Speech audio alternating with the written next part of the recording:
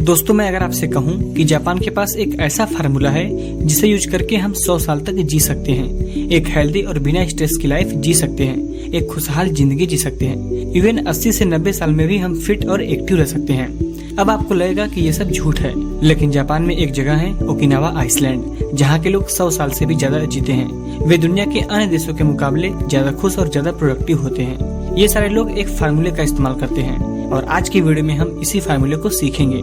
इस फार्मूले को जापानीज इकिगाई कहते हैं। अब इसमें इकी का मतलब है लाइफ और गाई का मतलब है वैल्यू, यानी इकिगाई का पूरा मतलब हुआ जिंदगी की कीमत। इस फार्मूले को हम इकिगाई बुक की मदद से समझेंगे, जिसमें इस बुक के ऑथर हेक्टर ने 5 टेक्निक्स का जिक्र किया है जिन्हें ओकिनावा के लोग यूज करते हैं। उनका मानना है कि हम अपनी जिंदगी में जो कुछ भी करते हैं उसका कुछ न कुछ मकसद होता है, और अगर हम कोई ऐसा काम कर रहे हैं जिसका कोई मकसद नहीं है तो आपने अपने इकिगाई को अभी तक नहीं जाना है। लेकिन अच्छी बात यह है कि हम जापानीज फार्मूले को यूज करके इस इकिगाई का पता लगा सकते हैं। फर्स्ट टेक्निक है इकिगाई। इकिगाई का मतलब है लाइफ में आपका पैशन। जब आप अपने लाइफ में अपने पैशन को ही अपना प्रोफेशन बना लेते हैं और उसी पर काम करते हैं तो आपकी लाइफ बहुत ही खुशी से कटने लगती है। जापान के लोग सारी उम्र अपना इकिगाई ढूंढते हैं और जब उन्हें अपना इकिगाई मिल जाता है तो वह उसी पर जुट जाते हैं। ऐसे में ना उन्हें स्ट्रेस मालूम चलता है और ना ही कोई प्रेशर। वे अपनी लाइफ बड़ी ही खुशहाली से जीते हैं। अब इकिगाई को ढूंढने के लिए 4 स्टेप्स हैं और जब तक हम इन चारों स्टेप्स को नहीं ढूंढ लेते हम अपना इकिगाई नहीं पता कर पाएंगे। सबसे पहला स्टेप कहता है व्हाट यू लव, यानी आप सबसे पहले ये देखें कि आप किस चीज से प्यार करते हैं। ऐसा कौन सा काम है जिसे करते हुए आप घंटों बिता सकते हैं। उस काम को करने में आपको मजा आता है और आपको टाइम कभी पता नहीं चलता। ये कुछ भी हो सकता है, reading, writing, dancing, teaching, acting, फिर चाहे आपके ऑफिस का काम हो या कोई घर का काम भी हो सकता है। दूसरा स्टेप कहता है what are you good at, यानी कौन सा काम आपको बहुत अच्छा लगता है, कौन सा काम आप अच्छे से कर सकते हैं, किस काम में आप एक्सपर्ट हैं वगैरह।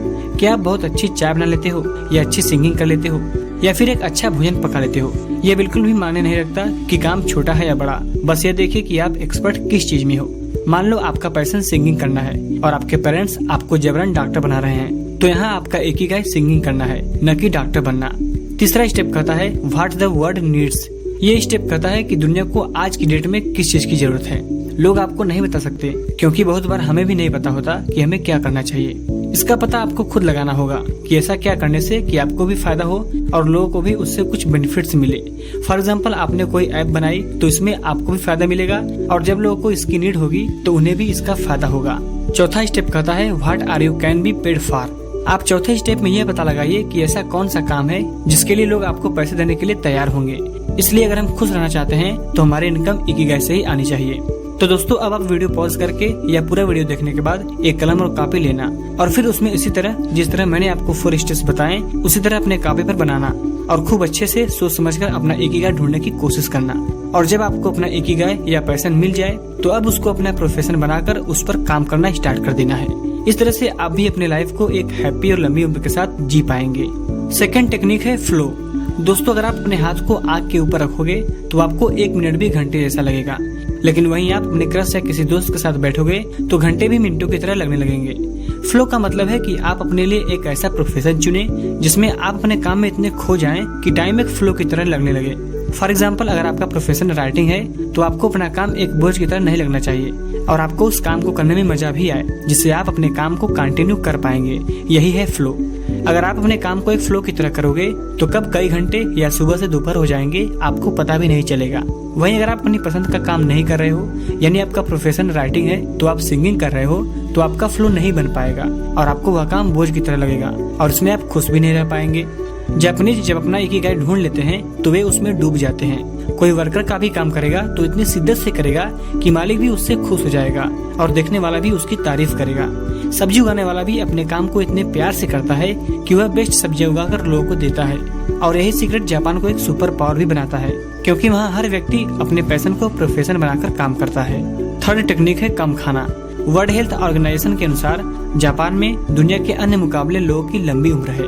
इसमें पुरुषों के लिए 85 इयर्स और महिलाओं के लिए 87 वर्ष है। और ये इसलिए है क्योंकि ओकिनावा के लोग खाने को लेकर बहुत ज्यादा केयरफुल होते हैं। ओकिनावा जापान का एकमात्र ऐसा जगह है जहाँ कोई ट्रेन नहीं है। इसके निवासियों को ड्राइविंग न करने पर पैदल या साइकिल चलाना पड़ता है। यह एकमात्र प्रांत भी है जो प्रतिदिन 10 ग्राम से कम नमक खाने की जापानी सरकार की सिफारिश का पालन करने में कामयाब रहा है।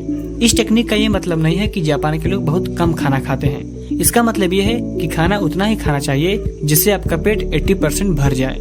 यानी जब आपको लगता है कि अब आपका पेट भर चुका है लेकिन थोड़ा और ले सकते हैं, बस वहीं पर खाना बंद कर दो। जापान के लोग कभी भी ओवर ईटिंग नहीं करते, लेकिन अन्य कंट्री या अन्य जगह के लोग पेट भर के खाते हैं। और अगर बात करें इंडिया के लोगों की, तो यहाँ के लोग इस तरह से खाना खाते हैं जब तक कि उनका पेट जवाब न दे कि अब नहीं, अब बहुत हो चुका। तो अगर आप खूब पेट भर के खाते हो तो आपके पेट को खाना पचाने में बहुत दिक्कत होती है, जिससे आपका डाइजेशन सिस्टम भी खराब हो सकता है और खाना शरीर में लगने के बजाय बिना पचे ही शरीर के बाहर निकल जाता है। वहीं जब आप 80% ही खाना खाते हैं, यानी अपना पेट थोड़ा खाली रखते हैं, तो आपके पेट को भोजन पचाने में आसानी होती है, जिससे खाना बहुत ही अच्छे से पच जाता है और आपका डाइजेशन सिस्टम भी स्ट्रांग होता है। इसके साथ ही वे ऐसी डाइट भी लेते हैं जिसमें एंटीऑक्सीडेंट बहुत ही ज्यादा होता है, और एंटीऑक्सीडेंट का बहुत ही अच्छा सोर्स ग्रीन टी है।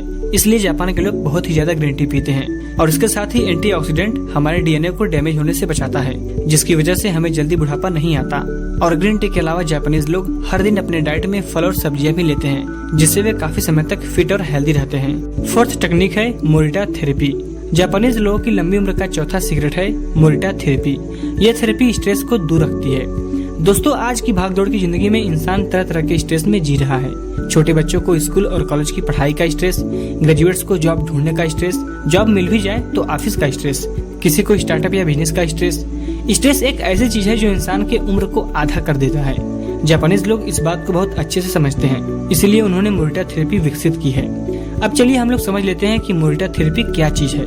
यह एक तरह की मेडिटेशन है। इसके लिए आप शांत होकर एक जगह बैठ जाएं, फिर आंखें बंद करके अपने दुख या इमोशंस को एक्सेप्ट करिए। आप उन्हें अलविदा करिए जो प्रॉब्लम आपको हमेशा परेशान करते थे, भले ही वो अभी आपकी लाइफ में हों। लेकिन मेडिटेशन करते समय आप अपनी पूरी प्रॉब्लम को एक्सेप्ट करिए। इसके बाद आप पॉजिटिव चीजें सोचें। पॉजिटिव चीज से हमारा मतलब है कि कोई ऐसी सोच जो आपके मूड को खुश कर दे, क्योंकि पॉजिटिव सोच आपकी नेगेटिव थिंकिंग को रिप्लेस कर देंगे। जैसे अगर आपका किसी से झगड़ा हो गया है तो आप यह सोचें कि ठीक है, झगड़ा तो हो चुका है और इससे मेरा मूड भी खराब हो चुका है, लेकिन अब आगे मुझे इन सब से बचना है। फिर आप यह कहें कि मैं उसे माफ करता हूँ और खुद को भी माफ करता हूँ। आगे से हम एक अच्छे दोस्त की तरह रहेंगे। इस तरह के पॉजिटिव बोलने से आपका स्ट्रेस दूर होगा। लेकिन अगर आप उस वक्त से बदला लेने की सोचते रहेंगे तो वो स्ट्रेस कभी दूर नहीं होगा। आपकी रात की भी नींद उड़ जाएगी, आपको गुस्सा भी आता रहेगा। इससे आपकी हेल्थ और उम्र दोनों पर ही बुरा असर पड़ेगा। जापानीज लोग हर दिन मोरिटा थेरेपी से दिन भर की गलत चीजों को एक्सेप्ट करके उन्हें माफ कर देते हैं और अगले दिन में नई जिंदगी की शुरुआत करते हैं। इसलिए आप भी सोने से पहले यह तकनीक जरूर करें। इसके अलावा सबसे खुले दिल से मिले, हंसकर बात करें, छोटी छोटी बातों का स्ट्रेस न ले। फिफ्थ टेक्निक है रेडियो टैजो, यानी हमेशा चलते फिरते रहना। जापान के लोगों की लंबी और खुशहाल जिंदगी का अगला राज है कि वे हमेशा चलते फिरते यानी एक्सरसाइज करते रहते हैं। जापान में रेडियो पर हर सुबह और शाम ऐसे प्रोग्राम प्रसारित होते हैं जिनसे लोगों को एक्सरसाइज करवाई जाती है, और यह ट्रेडिशन वहाँ 50 से भी ज्यादा सालों से है। इसी को अब रेडियो टैजो कहा जाता है। जापान की हर कंपनी के एम्प्लॉय काम शुरू करने से पहले रेडियो टैजो यानी एक्सरसाइज जरूर करते हैं, चाहे उनकी कंपनी विदेश में ही क्यों न हो। दोस्तों, ज्यादातर लोग सोचते हैं कि सिर्फ जिम में ही एक्सरसाइज की जा सकती है, लेकिन हम यहाँ बॉडी बिल्डिंग की बात नहीं कर रहे हैं। जापान के लोग ज्यादा समय तक कभी नहीं बैठते, बीच बीच में वे चलते फिरते रहते हैं और मौका मिलने पर वे 4 से 5 मिनट की वार्म अप कर लेते हैं। इससे उन्हें कभी मोटापा और दूसरी तमाम बीमारियां नहीं होती और वे लंबी जिंदगी जीते हैं। तो अब आप भी नियम बना लीजिए कि डेली हल्की फुल्की एक्सरसाइज जरूर करेंगे। आपको इसके लिए जिम जाने की जरूरत नहीं है, आप घर पर ही एक्सरसाइज कर सकते हैं और ऐसा आपको हर रोज करना है। सिक्स्थ टेक्निक है वाबी साबी। अगली जापानीज टेक्निक का नाम है वाबी साबी, जिसका मतलब है ब्यूटी इन इम्परफेक्शन। जापान के लोग इम्परफेक्ट चीजों में भी ब्यूटी ढूंढ लेते हैं। उनका मानना है कि इम्परफेक्ट चीजें ही नेचुरल होती हैं, बाकी सब तो बनावटी होता है। इसकी वजह से ही वे नेचर के बहुत क्लोज रहते हैं। आपने सेलिब्रिटीज को तो देखा ही होगा, वे लोग मेकअप आदि करके कितने परफेक्ट लगते हैं, लेकिन अगर आप उन्हें बिना मेकअप या पर्दे के पीछे देखेंगे तो वे आपको आम इंसानों की तरह ही दिखेंगे। चलो अब एक और एग्जांपल लेते हैं। जैसे कोई एक आम आदमी केवल दिखावा करने के लिए उन सारी वस्तुओं को खरीदने लगता है जो उसे नेचर से भी दूर करती हैं और उसे गरीब भी कर देती हैं। जैसे वो दिखावा करने के लिए गाड़ी खरीद लेता है, फास्ट फूड या होटल में जाकर खाना खाता है, दिन भर बैठे रहने का दिखावा करता है और भी तमाम चीजें जो उसे गरीब तो बनाती ही हैं, इसके साथ ही वे नेचर से दूर होने लगता है। ऐसे में उसकी उम्र बहुत ही कम हो जाती है। बनावट केवल एक माया जाल है, इसलिए अगर आपको खुश रहना है तो बनावटी चीजों से दूर रहिए और जितना हो सके नेचर के करीब रहिए। ज्यादा परफेक्ट रहने की कोशिश मत कीजिए, आप इम्परफेक्ट रहने की कोशिश कीजिए, इससे आपकी उम्र बेशक ही लंबी होगी। सो फ्रेंड्स, आज की वीडियो में बस इतना ही। आज आपने एक ऐसी चीज के बारे में जाना जो आपकी पूरी लाइफ को एक तरह से नया कर देगी और आपको एक खुश, हेल्दी और सुखी जीवन देगी। आपने इस वीडियो में ये जाना कि किस तरह से हम अपने पैशन को ढूंढ सकते हैं और इसके साथ ही अपने पैशन को प्रोफेशन बनाकर काम कर सकते हैं और उससे पैसे भी कमा सकते हैं। आई होप कि ये वीडियो आपकी लाइफ में कुछ नया क्रिएट जरूर करी होगी। वीडियो कैसा लगा कमेंट करके जरूर बताना, और अगर ये वीडियो आपको अच्छा लगा हो तो प्लीज वीडियो को लाइक और चैनल को सब्सक्राइब करके इसे ग्रो करने में हमारी हेल्प कीजिए। Thanks for watching.